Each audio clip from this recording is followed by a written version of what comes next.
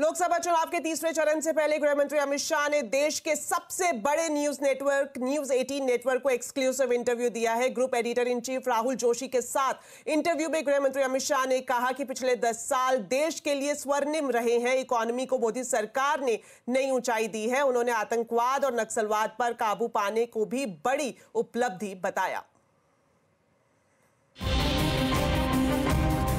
कौन से ऐसे मुद्दे हैं जिनको लेकर भारतीय जनता पार्टी आज तीसरी बार लोगों के बीच जा रही है? किन उपलब्धियों को आप संक्षेप में बताएं कि किन उपलब्धियों को लेकर आप जनता के बीच उतर रहे हैं? देखिए, सबसे पहले इस देश में से आतंकवाद और नक्सलवाद, ये दो ऐसी समस्याएं थी जो कई दशकों से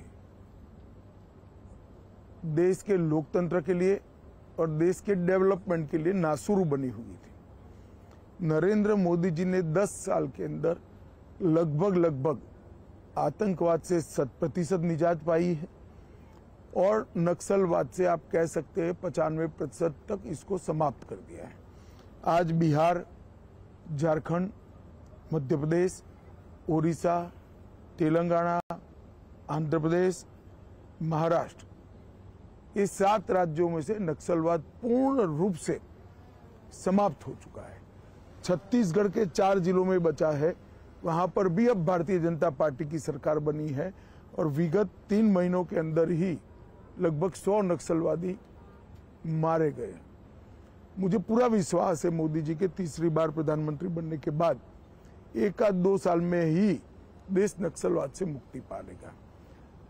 दूसरा बड़ा इश्यू है, देश की इकोनॉमी सब दृष्टि से चरमराई हुई थी। पॉलिसी बनती ही नहीं थी, उत्पादन की गतिविधियां बड़ी मंद पड़ गई थी, निर्यात ओंधे मुंह गिर रहा था, देश की सारी सार्वजनिक बैंकों की बैलेंस शीट भी न बन पाए अगर सच्ची बनाने जाए, इस प्रकार की स्थिति थी। महंगाई आसमान को छू रही थी और कुल मिलाकर बजट के 16 पैरामीटर्स नेगेटिव दिखाई पड़ते थे। 10 ही साल में मोदी जी ने ये परिदृश्य को पूर्णतया बदला है। शेयर बाजार आज आसमान को छू रहा है। एफआईआई के सेलिंग के बाद भी भारतीय म्यूचुअल फंडों ने बाजार को ताकत दी है।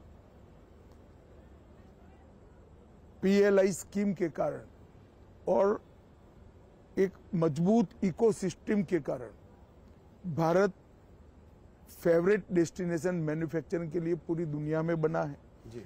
हमारे बच्चे स्टार्टअप हर रोज रजिस्टर कर रहे हैं, हमारी कंपनियां हर रोज पेटेंट रजिस्टर कर रही हैं। ढेर सारे स्वरोजगार के अवसर पैदा हुए हैं। सभी की सभी बैंकों की बैलेंस शीट आज बहुत अच्छी बन चुकी है। इंडस्ट्रियल ग्रोथ के जितने भी पैरामीटर्स हैं वो 25 साल के टॉप मोस्ट मार्किंग पर हैं। एक्सपोर्ट रिकॉर्ड तोड़कर आगे ही बढ़ता जा रहा है। इसी प्रकार से फ्यूचर में जो कुछ क्षेत्र आने वाले 25 सालों तक दुनिया भर की इकोनॉमी को ड्राइव करने वाले हैं, वो सभी क्षेत्रों में भारत आज पायनियर बन चुका है। जैसे ग्रीन हाइड्रोजन मैन्युफैक्चरिंग थोड़े लेट है, मगर semiconductor, electrical motor vehicle, battery का उत्पादन, अंतरिक्ष का क्षेत्र लेट होने के बावजूद मैं फिर से कहना चाहूंगा डिफेंस भी, इस प्रकार के कई क्षेत्रों के अंदर जो आने वाले 25 साल तक दुनिया की इकोनॉमी की दिशा और दशा तय करने वाले हैं, वहां आज भारत एक मजबूत फाउंडेशन डाल चुका है और ये फाउंडेशन पर एक बड़ी इमारत होनी है। तो इकोनॉमी भी सुधरी है, सुरक्षित भी हुआ है। देश 11वें नंबर का अर्थतंत्र था, आज 5वें नंबर का अर्थतंत्र बना है।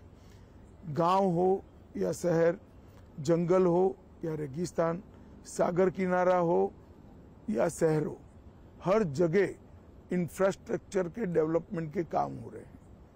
आज 10 लाख करोड़ का इंफ्रास्ट्रक्चर का खर्चा भारत के बजट में आम बात बन चुका है। जीएसटी कलेक्शन और डायरेक्ट टैक्स कलेक्शन अपने सारे रिकॉर्ड स्वयं ही तोड़ते जा रहे हैं। देश के अंदर सीमाओं को चौक चौबंद करने का काम भी नरेंद्र मोदी जी ने बहुत अच्छी तरीके से किया है।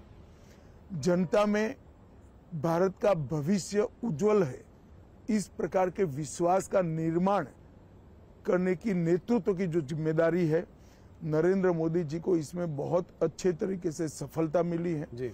आज पूरे 130 करोड़ लोग हम विश्व में सर्वप्रथम बन सकते हैं, ये आत्मविश्वास के साथ आगे बढ़ रहे हैं। हायर एजुकेशन हो, नई इकोनॉमी पॉलिसी हो, या फिर राम जन्मभूमि, धारा 370 हटाना, ट्रिपल तलाक समाप्त करना, यूसीसी हो, या देश के क्रिमिनल लॉ के अंदर आमूलचूल परिवर्तन करना हो, हर क्षेत्र के अंदर ये 10 साल स्वर्णिम अक्षरों से लिखे जाने वाले 10 साल। जनता भी ये फील कर रही है कि कोरोना जैसी महामारी को इतने अच्छे तरीके से लड़ा जा सका, वो केवल और केवल नरेंद्र मोदी जी का नेतृत्व।